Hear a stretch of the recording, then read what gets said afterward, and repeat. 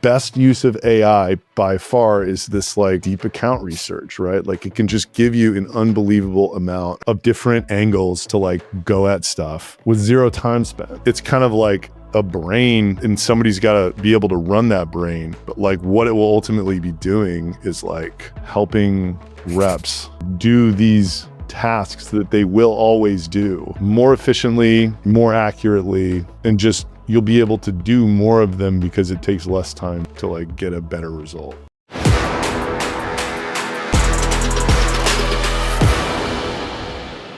What is up, everybody? Today we have a super special guest, Adam Robinson, probably best well known for RB2B these days, but I've been tracking him since the early days of retention.com when I was at Klaviyo. So just want to start off by saying, Adam, thank you so much for joining the pod today. What is up, Michael? How are you? Thanks for having me on, man. I'm good. I am good. All right. So I think I'd love to start with a little trip down memory lane. You've been a founder for a long time now. I think most people that listen to this pod will know of you, mostly through our B2B. Like that's where most of my audience is probably sitting today. But you've had a really interesting journey, and I would love to start with your first venture, or at least first really big public venture, which is Robly. So maybe you could start from some of the early days, and what it was like kind of building that first company. It was pretty terrible. Personally, so everybody's got a different journey. I spent 10 years as a credit default swap trader, and my roommates in Manhattan were these guys who started Vimeo, the video sharing website. So like I had this desire to live the life they were living. Because while I was doing well trading credit default swaps at Lehman Brothers, the now defunct investment bank, and that was an exciting job at the time, I could just tell that they were getting more out of their lives. And, the financial crisis happened, and, I was just like, the market for what I was doing changed dramatically. It went from being an amazing place to be to a horrible place to be. So I thought, I want to go try to do what these guys were doing, something like it. And then, it's really hard if you haven't done it before to explain how different, how like you just need to undergo a complete transformation from being a credit default swap trader in your late 20s to like creating and successfly marketing and selling SaaS products. Like there's just there's no crossover skill. So yeah, it was like a really long and hard journey. And my first company was an email newsletter app, just like Klaviyo. Those guys started a few years before I did, and they did a lot better. I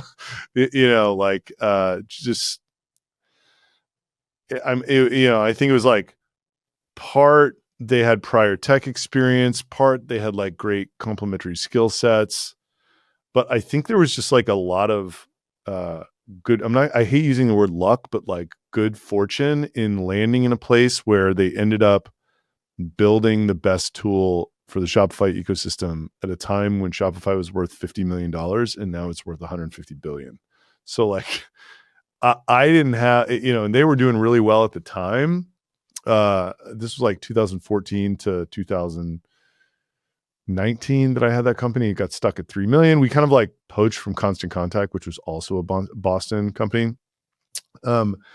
It was great because it was easy to get, 5,000 customers or whatever, but it sucked because after that, once we had like kind of gotten what we could get off their plate, it was just impossible to compete with MailChimp. And I mean, the thing that's so amazing to me about Klaviyo is they won the game again after it had already been won by MailChimp, which is just so in like the magnitude with which they have dominated that Shopify ecosystem is utterly incredible. Anyway, that was my first venture.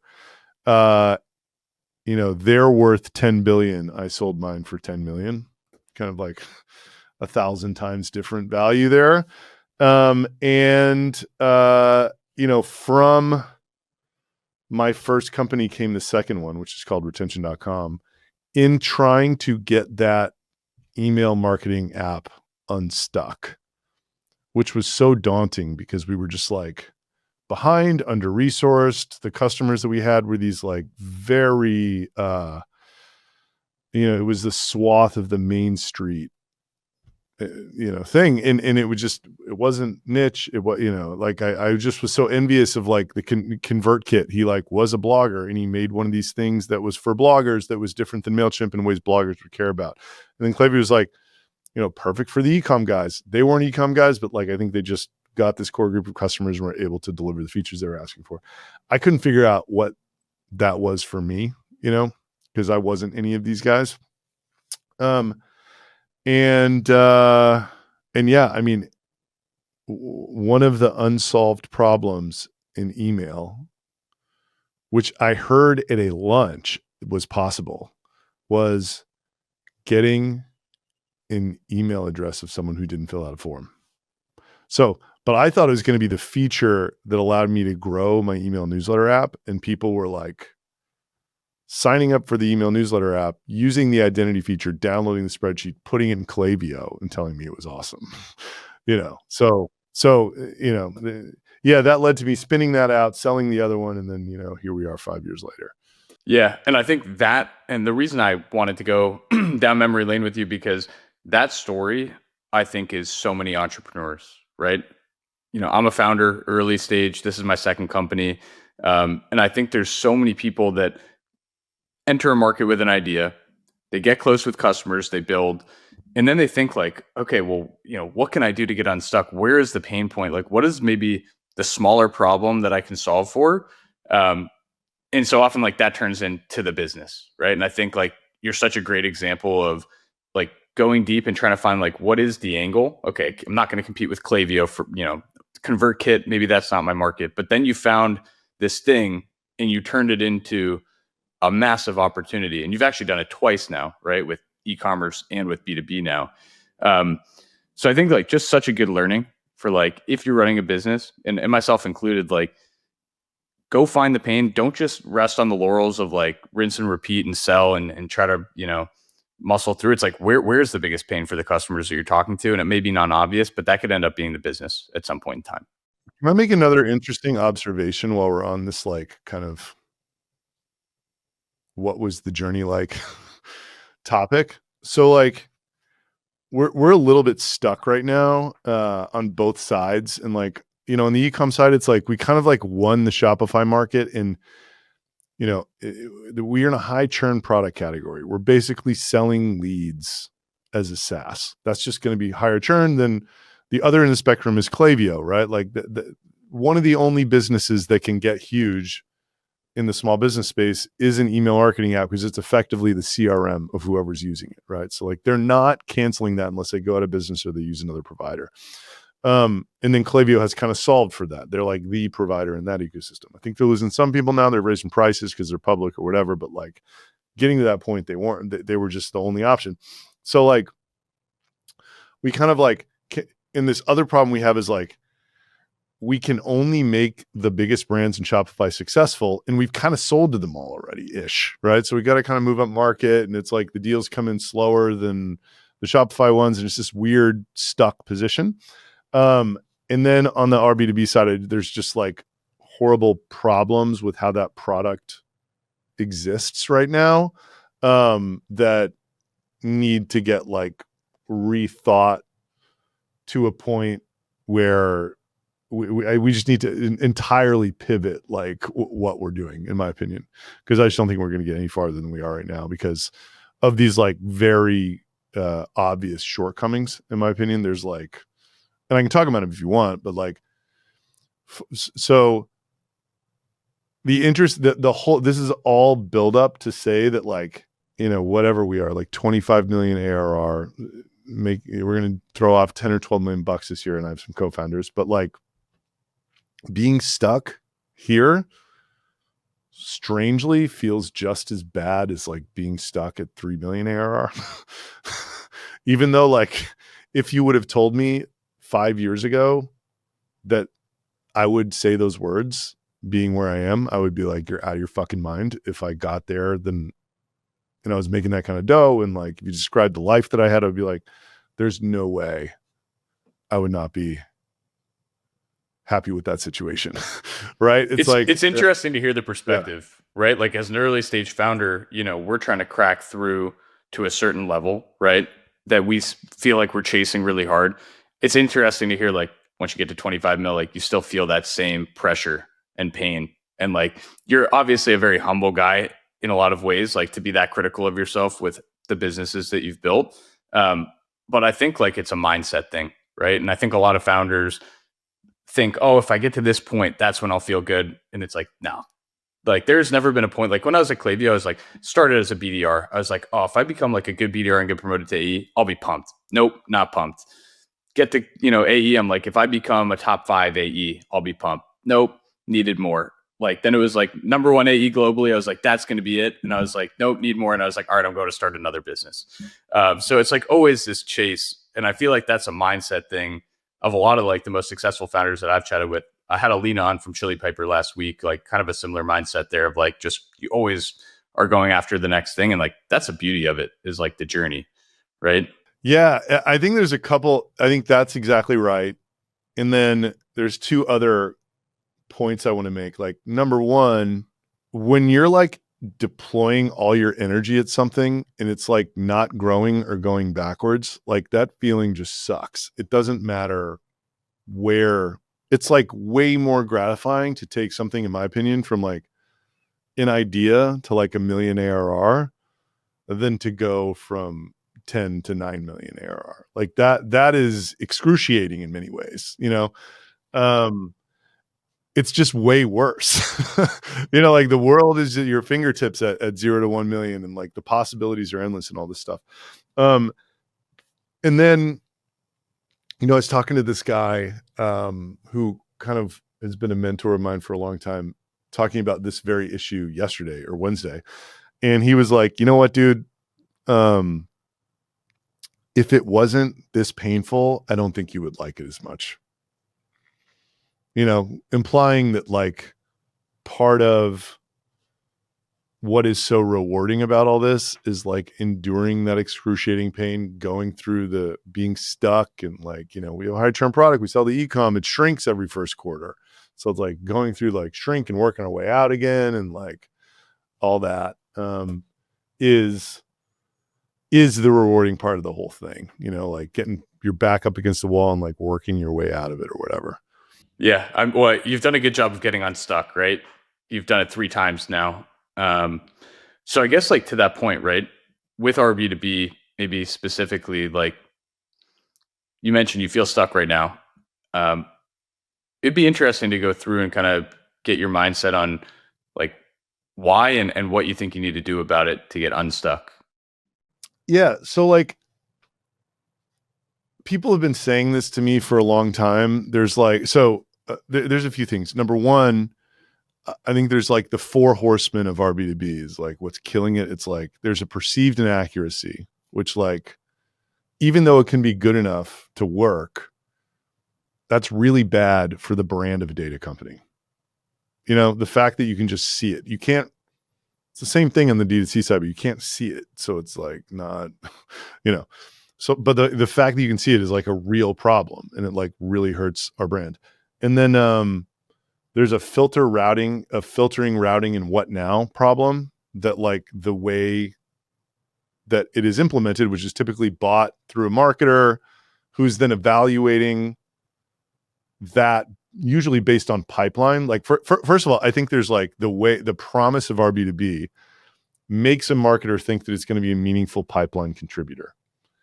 I don't actually think that that's what it's good for. And I'll elaborate on that later. But you think that it should be because of what it is, right? And like people are so desperate for pipeline. So like there's a convergence with a lot of people who kind of do what we do at, I need to bring a whole bunch of signals together in addition to web signal, because it's not a whole product on its own, which I agree with. And then do AI generated messaging and then omnichannel outreach. And there's like a convergence, common room, Koala, unified GTM, warmly, like they're all ending up there.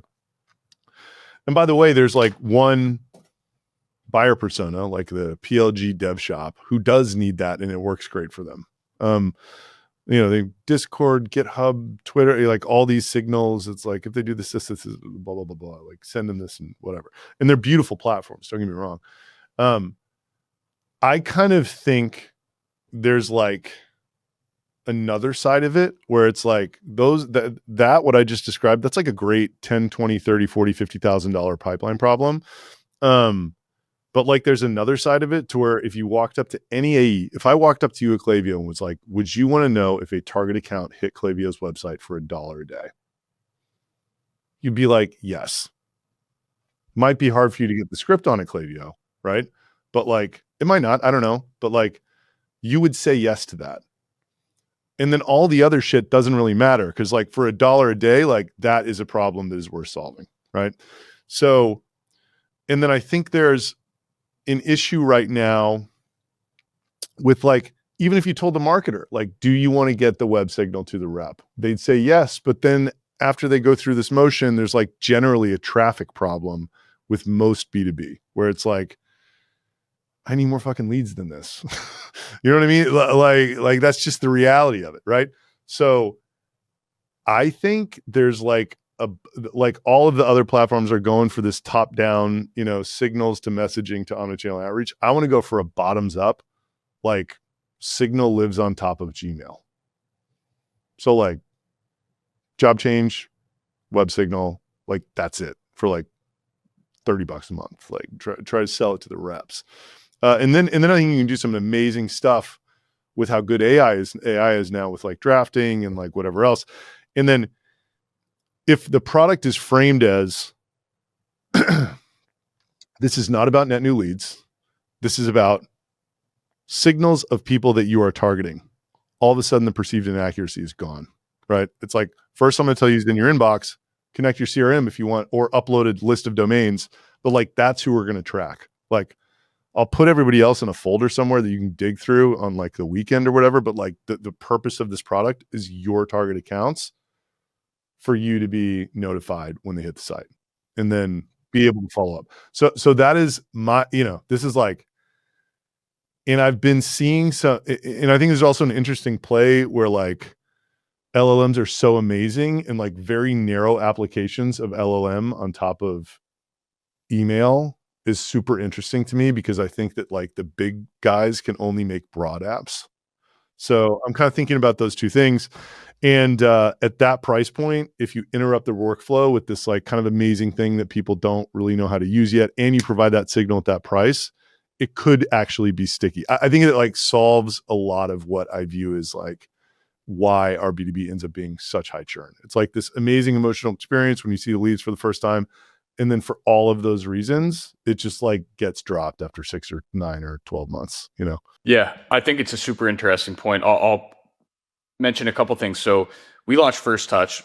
First Touch is an extension that allows you to do research on a prospect, whether it be in Gmail, LinkedIn, Outreach, HubSpot, whatever platform you're using, it overlays. And we have 2,500 users now, and we've gone bottoms up. So these are all reps at companies, BDRs, AEs. And the goal is, right, like you're sending out a bunch of templated sequences. They're probably not working very well. It takes a really long time to do manual research. Right. I mean, in very few circumstances are they working well, right? Right. Very few. I mean, maybe if you're at like a super hot company and like you're probably just blasting inbound leads anyway. So we were like, okay, well, what if you can do all this research really well and very quickly, and then turn it into a compelling value prop and do better quality outreach, whether it be phone, email, LinkedIn, whatever. And I think to your point, like AEs, BDRs, they're hungry for an edge. So this is kind of the value prop that we've built out so far. When I was at Klaviyo, like my process, and it's funny that you mentioned like hard to get the script on the site. We had Zoom Info at that point, and somehow Zoom Info had a script on the site. No other reps knew about this, but I could see the domain level traffic that was hitting the website, and I could find everything that wasn't in my name. And of course, what did I do? I scooped them up and I aggressively called them and emailed them until someone answered me, right? Great strategy. It worked for like 7 months until everyone else caught on. But reps are like hungry for that. And if you threw that on the Gmail and said, hey, this is everyone you're reaching out to, this is everyone that's in your account list or sphere of influence, and like these people are on your website, the person that's going to execute on it is financially tied to the success of their effort, right? I think, like, to your point, when it goes through so many hands, like marketing, now they have to distribute it properly. It gets to the rep, it ends up getting buried.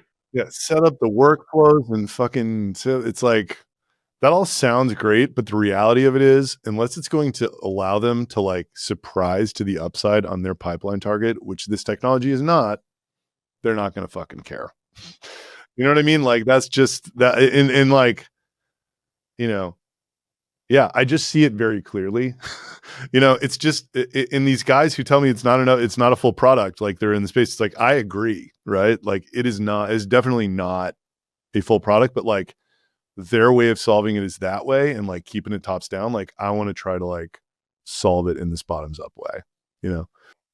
Yeah, like just off the top, it's making me think, like, if you combined our First Touch app with that technology, and it's like action, boom, personalized email sent, done. Pretty interesting. Um, so with that in mind, like, talking about signals, because I think the problem that you're describing, to me, from what I've seen, and I've talked to probably, I don't know, 200 sales leaders over the last few months about this specifically. A lot of companies are investing heavily in, we got to just pump signals in here. But the challenge that I've seen is, like, they're not being used very actively. The execution has been challenging to figure out when you have a human team of reps, right? You can automate a bunch of stuff, but like we both know, automated email, like, not working great. It's so it's like I said something earlier. It's like the promise of our B2B when you're a marketer is just different than the lived experience for most of the people who've tried it over the last 14 months, right? And I think the promise of, let's say, unified GTM or ample market or something like that is so big. It's like, yeah, of course you'd want to like mix together all these signals and then get AI to generate your thing and then like spit it out on every channel and on these shitty domains on, whatever, instantly or whatever. But like, that doesn't really work for most people. Also, like the lived experience, I mean, and they're getting people an annual contract, so like their churn is not bad yet, but like, it's just a MarTech. It's gonna be, right? Like, except for like, I think some power users. But like, uh, I think like I haven't heard from a single person that's basically an AI SDR in my opinion. I haven't heard a single, not a soul say that actually works. Anyone who's built an AI SDR has successfully been able to generate pipeline better than either a team of SDRs or like, if you're not going to do that anymore, just having a marketer like play with clay, right? And like kind of do the same thing. It's either like you're just fucking spamming through one person or you have a team trying to do it the right way. And like, you don't need an AI SDR to spam. There's like much more efficient ways to do it than that, So, yeah. I think my view is like AI is in a guy, David Enriquez, like put this in my head, right? Like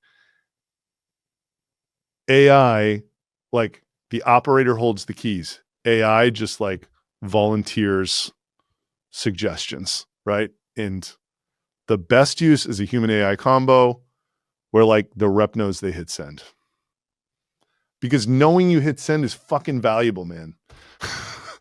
Right? Like rather than just this pipe going out, right? Like, you know what I mean? Like it's super, there's so much. And I think like what it comes down to is like, there is a lot of perspective that goes into selling. I think both into prospecting, maybe less into like just awareness level spam prospecting, but like, man, managing even like a short deal cycle involves a lot of perspective, and like the thing just does not have perspective. Like but it's great at showing you 4 different options of perspective, right? But like you need to like decide what is appropriate, Yeah, I think the biggest challenge right now that we're seeing, and like I couldn't agree more, right? The AI SDR promise is so compelling. It's like like, let me get that silver bullet, but no, it's not going to work. No silver bullet in sales works. The last mile delivery is the piece that is the bottleneck, but it's the only thing that will lead to actually working.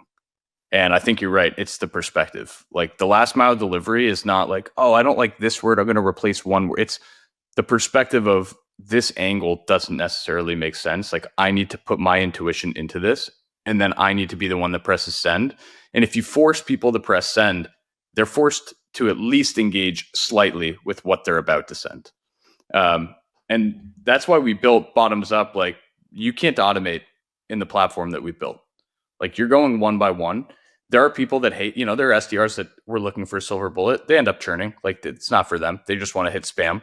But then there's like AEs and reps who get it, who lean in, who crush.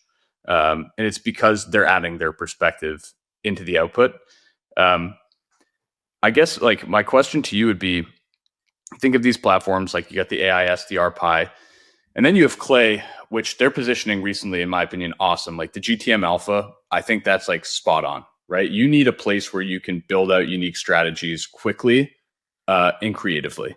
But it takes a person to build out those strategies. Like AI is never, you're not going to be like, GPT, tell me what to do. It's like, no, it's not going to know. It's unique to every business. What are your thoughts on like, and I don't know that this has really become popularized yet, but the orchestration of humans and a system like Clay, right? Not a GTM engineer necessarily, but the actual end rep, how they're going to interface with how that data pumps in. I mean, does teeing stuff up make, you know what I mean? It's like somebody's got to like make this machine do what you want it to do. And then really what it should be doing is teeing stuff up for reps so that they can use their judgment on what to do next and save a shitload of time. Look, I don't know. Correct me if I'm wrong. You were like the best AE at Klaviyo. I think AEs do like 4 or 5 things. It's like they're incredible at follow-up, just like literally incredible. And I think that's tricky too, because it's not just, this is where I think the perspective comes in better than everything. It's like better than anything. It's like, close loss follow-up 6 months from now. Like you can't just like set up an email to go out 6 months from now. Like, you know what I mean? Like it needs to have some, like, is it appropriate? Do I need to change a few words or like whatever else? But then you need to keep following up with that person, right? Like, so it's like follow up, research, ask for referrals, and then they do demos, and like it would be, it's like coaching on that, right? But like best use of AI by far is this like deep account research, right? Like it can just give you an unbelievable amount of different angles to like go at stuff with 0 time spent, right? Like and like, I think if you ask people at Clay, it's like, what does Clay do better than anything else? It's like, it's just an AI web scraper that does account research unbelievably well, like in these crazy detailed ways, like looking at people's case studies and like applying it to like relevant stuff for your brand and like coming up with angles to pitch them and all that stuff. So I think it's kind of like a brain and somebody's got to be able to run that brain. But like what it will ultimately be doing is like helping reps, do these tasks that they will always do more efficiently, more accurately, and just you'll be able to do more of them because it takes less time to get a better result. That's like, and it's like however a rep, ideally it's like, and this is like in the signal space, which signals are still important, right? But it's like, I kind of think like for an organization like Klaviyo, for example, like there's not enough signal for the amount of reps that they have. That's like another problem, right? It's like, well, who are you going to give these website visitors to? You got fucking 300 sales reps, and like there's 50 ICP people that come every day. Like, what are you going to do with that? Yeah, I think it's like one thing that no signal providers really focus on is like getting this information to the reps how they want to receive it by rep, which Clay has a flexibility to actually do that. So it's like, I see it as like this infinitely flexible platform that what you will get out of is just a one-to-one correlation with the aptitude and creativity of the individual who's building it, right? And like nothing that worked for anybody else is going to work for you. So good luck finding that person, right? Like, which by the way, like is another, like It's like Clay is so amazing, but I also feel like it's like for the 1%, you know? And like what I described to you, like if I walked up to an AE and said, "Would you wanna know if someone you're targeting hits the website?" And nothing else, the answer is yes, right? And like, can't you know, I just like it's so hard to build simple software products with how the world what the world demands of you as a founder. It's like, can I get valuable information to people how they want to receive it? Like that's kind of how I'm trying to think about it. And like I think that ultimately is how teams of reps interact most successfully with Clay. This person who's building this can actually do that for you. Yeah, I think you bring up like two really strong points, which is one, you have to have someone with deep domain expertise in Clay building it. Everybody knows that, right? They've built like a brilliant agency partner program. The challenge is, and you mentioned it, you're spot on. Every rep manages their day differently and has a different workflow, right? They're going to use different tools. They're going to have different strategies. Some are more persistent than others. And it's really difficult to match like one person who's managing Clay to the workflow and variability of everybody on the team. I think the one piece that I would add to what you said as like a core important piece of being a successful AE is prioritization, right? Like, are you spending your time in the right place? Not every account, not every company deserves the same level of attention. And I do think that that's where signals can potentially help, right? Is like, help me figure out who my top 20% of accounts are. And that's where I'm going to spend 95% of my time, right? And the reps that do that well, I think succeed. The reps that have a harder time with that tend to not do as well, even if they're great reps and like they manage every deal really, really quote unquote well. I think that the company that cracks that nut of combining the rep workflow with some type of system like Clay is going to be a big winner in the space. I haven't seen that type of development yet. We may or may not be working on that right now, but What do you think the inputs are there for prioritization? I think it's super company specific, and I think it's rep specific, right? Like, for example, at Klaviyo, people typically had a niche that they like to go after, right? They knew the niche really well. They understood the exact pain points of that niche. Whether it be for me, like I worked on new verticals at Klaviyo. I helped Klaviyo tap into hotels, event space, restaurants, right? That was like not the core ICP. But for me, that was like really interesting and challenging. It was like, the system should be super flexible. Like it should be able to work in any industry as long as there's some type of integration that's developed. And so I think it's super rep dependent. And I think you have to look at like, how are your top reps performing and why, and what are the details of that? And if you can bake that process backwards and democratize it to some of the folks that are maybe in the middle of of an organization and help level them up, I think that'd be great. But this is something I toil with. It's like, typically it's like 10-15% of the team is generating most of the closed won business. So who are you optimizing for? Like, are you optimizing for the middle? Are you optimizing to make the top 10 or 15% even better? Like, do they even have bandwidth to do more or be better? I don't have answers to these. These are just things that I think about. I don't have answers either. But man, yeah, it's like that. I just like can't even tell you how many times I've heard. All I wanted to know when I was a seller was like, who should I focus on? Like it's the biggest question. Yeah. Yeah, I mean, a site visit's I think the best signal, but it's like not enough, obviously, you know, for a lot of reasons.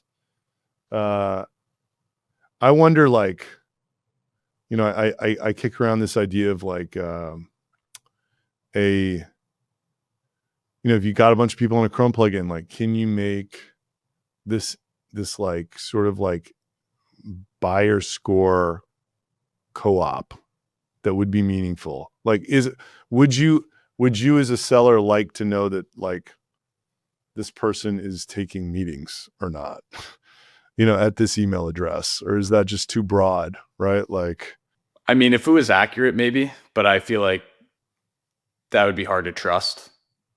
yeah, right? Like maybe if it was really accurate, yeah, sure. But I think the hesitancy would be around like, do I trust this? Like, how much am I going to lean into it? And how long would it take for me to know? I think that's the other piece with reps. It's hard, right? Like if you don't provide immediate value to a rep, like you're gone, right? The attention span is so low for trying out anything new. The change management and change of workflows is really hard. I mean, we've experienced this like building our extension, getting someone to do something differently, hard. You ask a top rep to do something differently, why? I'm already crushing it. You ask someone in the middle to do it differently, maybe, and you ask someone at the bottom, like, yeah, but they're already having a hard time figuring it out. So what is the percentage chance that they're actually going to do a lot better because of it? So you end up with these like 3 buckets, and it's like, well, which bucket do you focus on? Like the top reps are already crushing it. You know, there's very little you can do to tell them, oh, you're going to do this much better because of this. It's like, maybe. But I think like the simplicity and not changing the workflow is the best way to achieve that. If you can sit directly where they're at and just add and juice the workflow, that feels compelling to me. Yeah, it seems like we're both thinking about it in the same way in that regard. Yeah, that's for sure. Products. Yeah. It's interesting though, because like for us personally at RB2B, like with RB2B, we use it. I'm booking like probably 3-4 meetings a month with it. So to me, it's like feels valuable. I don't know that I would have known of those opportunities otherwise. Like a lot of them are like, oh, cool. I didn't know this. I think the way that you execute on it matters a lot, right? So like I'm pretty diligent about it, right? Every time someone hits a website, I'm going to connect on LinkedIn. I might not reach out for like a month or 2, or maybe even 3. Like I'm going to post on LinkedIn. Maybe they engage with a post. Maybe they engage with 2 or 3. And it's like, if I can stack those together, now I know there's a real level of interest there. And it's a super simple outreach, right? It's like one sentence. Hey, so you've been engaging with some of my stuff, like interested in chatting. Yep. Okay, cool. So I wonder like how much of it is an execution problem and how businesses are using the data, because I know for a fact, like I'm booking meetings from it, but maybe it's the way that I'm booking meetings and maybe companies haven't operationalized that in the right way. Yeah. I mean, that's a pretty advanced thing you're doing. You know, like being a content creator is not most people, you know, and doing it well, especially, right? Well, And I don't know if I do it well. Maybe I'm yeah. like, compared to you, probably not, but well, yeah. And, you know, well, I also think there's this thing where it's like, you're still talking about booking demos, which I think is the easiest value to see from it. But like Diana, my co-founder, she's like, there is so much value outside of booking demos for just that knowledge, you know, like the kind of like, yeah, it's like, there's just so many interesting things that you see. I mean, an example of that, right? You know, let's give an example to folks, because I think you're right about that. I have one in mind. If you're at a bigger company and, you know, it's right around contract evaluation time and someone's going in and reading help docs, right? Or they go to the customer chat or support page and they don't fill anything out, but they went there. They're like, oh, maybe I need it. And it's like, okay, cool, flag it. Someone needs to reach out and talk to this account. That's an at-risk account. Yep. 100%. That's one. You know, if your early stage investors are interesting, who are hitting your site, you know, I think if you're kind of in a deal cycle, it's just really interesting if other people from the company are coming, you know? Yeah, like that kind of stuff. Or it's like a closed loss comes back. You know, I think there's these AE use cases which are like in some ways better than the SDR, because the SDR use case is just like, oh, I'm like, this is an outbound tool, right? Like, whereas like there's all this stuff that can happen in longer deal cycles if it's like a long time AE and they've got like a big pipeline of closed lost, just as a result of being there for a long time. Like that information, I mean, that's just an incredible source of, like, if someone was closed lost from like 10 months ago and they hit your site again, like you should, that's one of the best leads like ever, you know, and you as the person that did the demo should be the one reaching out, right? Like not some like, oh, I saw you were on the site, like what's up, right? Like 100%. And the financial incentive, right? Like an account executive cares so much more than an SDR, right? Like an op and a closed deal are nowhere near equal value. But if you could tell me once a month, maybe a deal that's gone cold, person hits a site, like, and I can prioritize that outreach and get them back on the horn, like that's a big deal. Yeah. That's how I should be framing this, by the way. I think that's a big piece of it. And I think like you'd be surprised, every AE that I've talked to 1,000 over the last year. Yeah, I'm full cycle. I spend so much time on pipeline. Like, not really. uh, I don't know any account executive that's booking 70% of their closed won from outbound. It just doesn't, I just haven't seen it. I could be wrong. I could be talking to the wrong people, but I haven't seen it. But they are spending like almost all of their time on trying to progress the deals that they have, and trying to make sure that their pipeline creation isn't dwindling and that close loss is coming back. So I think that is a really important positioning. Yeah. When are you guys thinking about launching that? Well, we haven't really started building it yet. We're gonna start building it hopefully in like a couple weeks. So it's gonna be really not exciting for like the first couple months, because it's like, I think it gets interesting when it solves the last problem, which is like the what now, when it can like start doing contextual drafting for you and just, provide a few options. Like, this is based on page views. This is just generic, like whatever. Because people, even salespeople, seem to have that trouble a little bit. Just like, what do I say to this person? So yeah, I think once it becomes more intelligent, it's like a way better product, but we just got to make the like basic sort of, what happens when someone hits the site? Like, how do you tell us who to track and what's happening with the people who are not tracking and all that shit? So, Yeah, super interesting. Adam, great conversation today. This went in a direction that I wasn't necessarily anticipating, but like awesome conversation. Got into a lot of great stuff. Really appreciate you for coming on today. It was a blast. I'll leave you with one last question for the folks that are listening. One piece of advice for an early stage founder right now, whether they've gotten started quite yet or they're thinking about starting something, what would be your advice to that person? I would say, and I'm saying this because I was not like this. It's like, however you can get yourself to internalize that the strength of your product is kind of the only thing that matters, and like product market fit. It's like, it's very easy to be delusional about your product, how much people want it, like whatever. If you do not have strong word of mouth, nothing else you do will work. Great marketing with a shitty product just dies. It works for a few months and then it's over. So, staying as small as possible until you have like real word of mouth happening. You're not asking for referrals and people are just signing up and they like are very excited about it. Before you try to do anything else other than improve the product, anything marketing wise, that's not super manual. I would say my advice would be, do not do that. Like, one of the most common things that I see is like, you'll go to like Nathan Locke's webinar. He's like, oh, these 9 guys are doing 9 growth strategies, like do these or whatever. And it's like people who don't even have clear messaging, let alone a product that people want, trying to like do cold email and ads and shit like that. Cause they're like, I need more leads. I need more customers. None of that's going to work. Furthermore, try to keep it a nights and weekends thing and keep cash coming in some other way until you have that, which is incredibly painful, but like, this is not easy. If you go and raise money, the odds that it will take longer than you think that it will take, especially if it's your first time, it's like near 100%. It's just like, so yeah, I'm not saying don't ever raise money. I'm saying like, before you have good product market fit, you will almost certainly raise money, burn through it all, and then who knows what. It's not a great situation to be in.